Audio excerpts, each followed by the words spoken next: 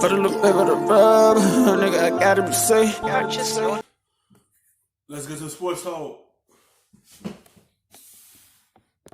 For a year ago at this time. I'm old enough to remember when the world was sucking for Sam and tanking for Teddy. It's funny how these things don't always work out the way we expect them to. And this year it was Burrow who was the guy who sort of leaped ahead of the one everyone presumed would be the first quarterback. Think about this for a second, Greeny. At the beginning of the season, the Dolphins, like you said, they were tanking for Tua. Yeah. They end up not tanking after all and still can likely get Tua as the number 5 pick, if that shakes out. When I look at Burrow, no, he doesn't necessarily have the freak attributes that guys like Tua have, or even Trevor Lawrence the following year that he'll come out. But Joe Burrow, how he grew and how he developed this year, I think that is what separates him. He did not have a bad game, Bobby. We didn't see him have a bad game all season long, and he got better against better opponents. To me, that's just utterly ridiculous. I just don't know, can he keep that up at the pro level? But what we saw in college, outstanding. Let me ask Bart Scott a question as one who played on a lot of great defenses, legendarily great defenses.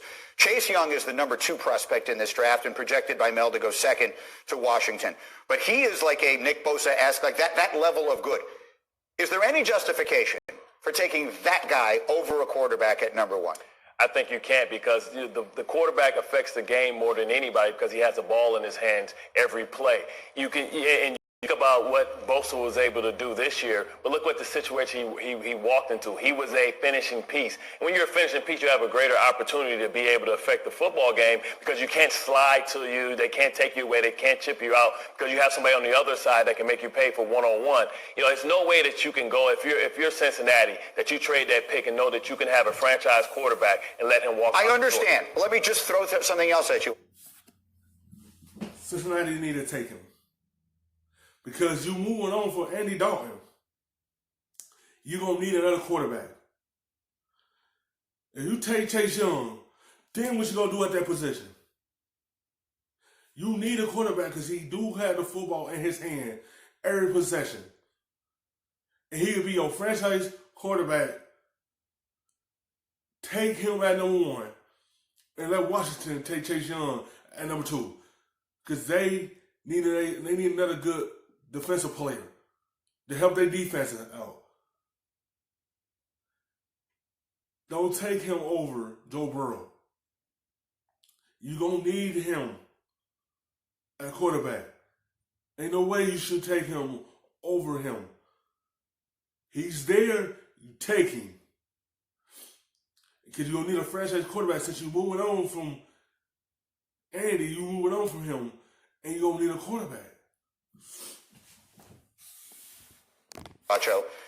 Not too long ago, the Denver Broncos played the Carolina Panthers in the Super Bowl. Yep. And Cam Newton was the MVP of the league and had as good a year as anybody has had in a long time. And the MVP of that Super Bowl was Von Miller. Because Von Miller made everybody's day miserable. Yep. And at the end of the day, sometimes those guys wind up winning. You're exactly right. But when I always go back to that. When you talk about the best quarterback or the best defensive end, I go back to Super Bowl 50. The problem here, though, Greeny, is if you are the Bengals, and you do pass up on Burrow, and Burrow turns into a superstar, people get fired from the top down. My only thing, though, Bart, is this. The Bengals got more holes than Swiss cheese now. Yeah, so I don't know that just getting Joe Burrow is the answer. If you can get another quarterback and leverage that first overall pick to get picks in addition, maybe, and that's the only case. But you have to start with the most important position. Everybody wants to bring up Von Miller, but who was on the other side of him? A Hall of Fame pass rusher that allowed... You don't pass up on this opportunity. Yeah, you can get a good DN, but who's going to run your offense if you pass up on him? You have to think about that as well. Who's going to be in that system as your QB running that offense to help change your team? You can get you a good solid DN later on in the draft. You don't pass up that opportunity. If you do, from GM, from coach, gonna be gone. Because you pass up on that opportunity to get him to potentially help your offense grow. Because if he turned out to be a good quarterback for someone else, everyone gonna be looking at you like, why did y'all pass up on him? You could go get you another DN later on because it's more good DNs in this draft. You don't pass that opportunity up. Yeah, he can impact the game, But who is going to impact on your offense and throw the football? To get those one-on-ones, because when you try and slide the line to Von Miller, DeMarcus Ware makes you pay on the other side.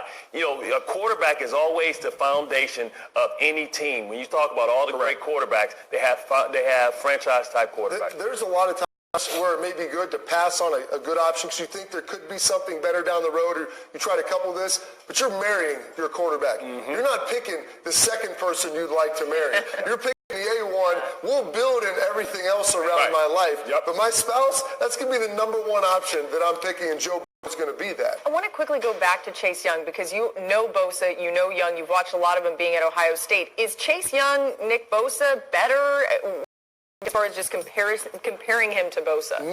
Bosa, I think, is more polished coming out. Like, you watch him, and he's coaching up guys on the sidelines with some of their pass rush moves. Chase Young, I think, is a better overall athlete. I think there's more room and upside for him to grow. You know, he's a freak, and he's made huge strides since he got to Ohio State. But Nick Bosa, when he came in, I think he was probably a little bit better plug and play. These guys played for Larry Johnson, who, in my opinion, is probably the best defensive line coach of all time in college football. You think what Larry Johnson's done in a short period of time. He had 6 first-round draft picks to go in Penn State. Now he's on his 3rd. And what I love about any, Larry Johnson coach players, their ability to hand fight. You know, when we come into the league, most guys get stuck like Velcro to some of these veteran guys. They're able to disengage from blocks, and that's what you need if you're going to be a direct type of defensive. And that's what Washington need. They need Chase Young. They have a good defensive line, but they need another pass rusher. And that would be a good draft for them. To draft Chase Young to change their defense. Because that's what they're looking for. They're looking for that other side of the football to be the rougher. And they need him. And that's what they're going to go for. I feel like Washington is going to draft Chase Young because he could disrupt everything our offense trying to do. And that's what Washington trying to build and get him to help change this defense and make this defense more elite. Look, Shefty told us yesterday, put it on the bottom line, Burrow is going number 1 to Cincinnati. I'm not arguing with him under any circumstance.